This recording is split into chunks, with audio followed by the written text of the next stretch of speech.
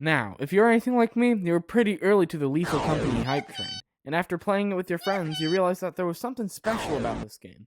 But what made it that way? Why do people love it?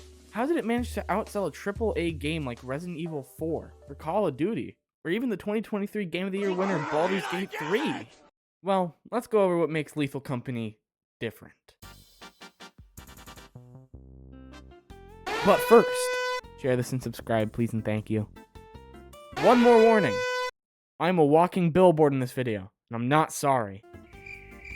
By the game. Let me introduce you to Zekers, a person whose pronouns I do not know, so I'll stick to they them.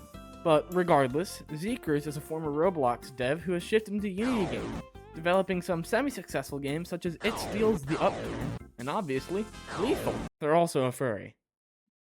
Now, I don't know exactly how long Lethal Company was in development for, but I do know it came out on October 23rd of this year for early access, and started booming in really early November, where just about everyone started playing it. Critical, Ludwig, Jay Schlatt, Queso, Jinxie, that's just a few. Lethal Company had hit the big time, something most games would never be able to do. The seemingly overnight success and continued success of Lethal Company rivals such successes as Danny's Muck and Crab game. Or, well, this could be a stretch, but Five Nights at Freddy's even. Now, am I saying Lethal Company is on its way to be another Five Nights at Freddy's? God, I hope not. That series has kind of gone to shit, but Lethal Company is nothing like Danny's games, nor is it like FNAF. Lethal's in a league of its own. So what are you doing it? In Lethal Company, you are on a crew of up to 4 people, and your goal is simple. Gather scrap metal to sell to the company within a 3-day quota. And let me tell you, this is a very strict quota.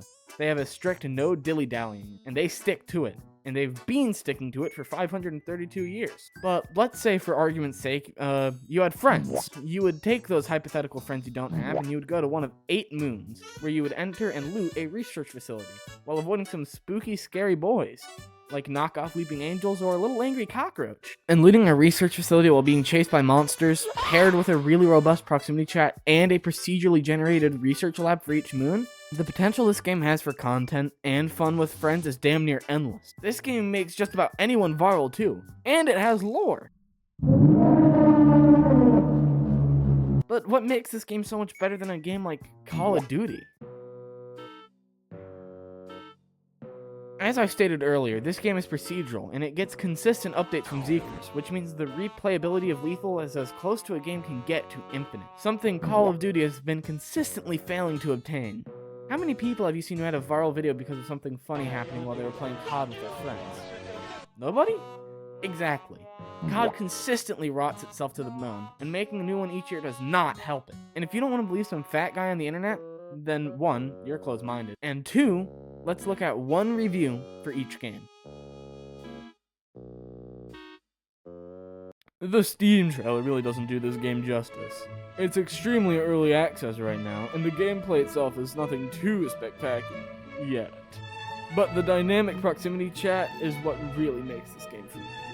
Hearing the muffled screams of someone getting choked out by a bug, followed shortly after by the panicked wails of another crew member running for their life, is likely one of the funniest things I've ever experienced in a video game. It truly is such a simple, yet infinitely expandable mechanic that I am really excited to see built upon in the future. This review plays to another strength of Lethal Company, the fact that it is not only perfectly replayable, it is perfectly developable. Zekers could make just about anything for this game, and it's not even fully out yet. Wait, isn't that the fucking point of a video game? What the fuck was I on? Blame my dumbass script writing at 3 a.m. I never write past like midnight. This game is absolutely terrible. Warzone gets all of the content while the people who actually pay for the main game get shafted by the developers and get fed scraps. All game decisions are driven by some secret internal algorithm that Activision uses to maximize profit from the cosmetics and keep their players playing as long as possible. This makes every single game released since the birth of Warzone feel soulless and directionless in comparison to before. People who keep buying the fully priced DLC they call games they will be releasing is primarily the problem. However, too many Call of Duty fans who love getting fed their yearly slop and cry out, "Why criticize the game? Just don't play it!"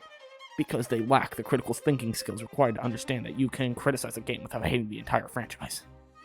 This person's a fucking supervillain.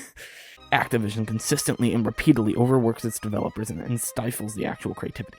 Most obviously apparent in the Zombies mode offerings. In Cold War, every single Zombies map was at least 50% reused assets for the campaign, which then progressed into Vanguard, being this extremely terrible attempt at a small-scale outbreak with a single round-based map thrown in there, which is also a remake. Modern Warfare 3 Zombies is quite literally Warzone DMZ with zombies put in as an environmental hazard. There are no rounds, you have 60 minutes to play or you get kicked out. There are 24 people on the map, but it is entirely player versus enemy.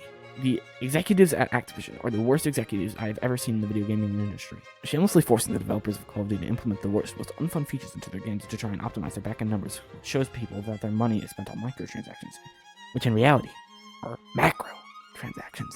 Batman. You should not support this game or support Activision/Blizzard. Each game released gets lazier and lazier while Activision cries about how it's the largest and most innovative offering yet, when in reality it's the sloppiest and most soulless. Please spend your money on something better than this. Now, did I intentionally pick this review to pad out runtime? Yeah, I did. But it perfectly explains a very big problem between Lethal Company and Call of Duty. Activision doesn't make games out of love. They say they do, but at the end of the day, they still sell stock on the NASDAQ. So they need these games so they can stay afloat. Do I blame them? No, that would be stupid they hated business over being a business. But does that make their games worse? Does it make them soulless like our reviewer Astra Dave says? Absolutely. But indie devs, they aren't motivated by that. Well, most aren't, looking at you, Garten of Banban.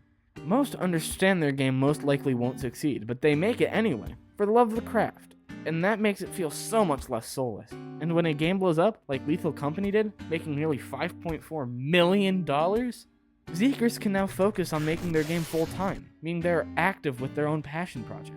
Lethal Company outselling Call of Duty is a small piece to a much bigger point. When made by the right people, indie games have the potential to be better than most AAA games. Five Nights at Freddy's, Undertale, Lethal Company, these are all games made out of love for the craft, or just to make something at all. And Call of Duty is made so Activision doesn't go under.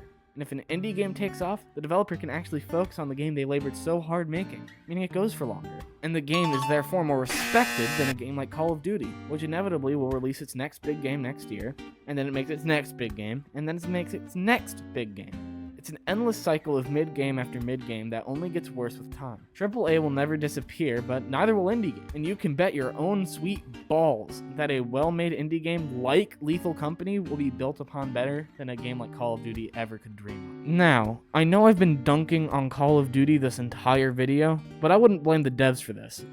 They just want a safe career making what they love. This is more of a problem with the company, making this complete pig slot.